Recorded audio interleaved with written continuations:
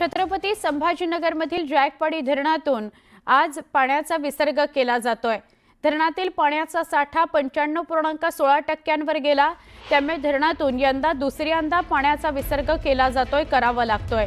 जायकवाडी धरणाचे 18च्या 18 दरवाजे उघडण्यात आलेत। 0.5 मीटर ते उघडण्यात आलेत आणि 9432 प्रति तास क्युसेक इतक्या वेगाने पाण्याचा विसर्ग जायकवाडीतून केला जातोय।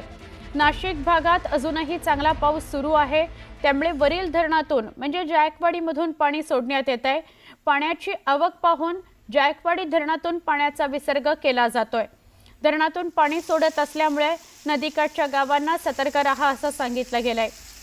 18 दरवाजे जुलैमध्ये 18 दरवाजे उघडण्यात आले होते आणि जायकवाडीतून पाण्याचा विसर्ग केला गेला होता। आता ऑगस्टमध्ये सुद्धा 18च्या 18 दरवाजे उघडण्यात आलेले आहेत आणि पाण्याचा विसर्ग सुरू आहे।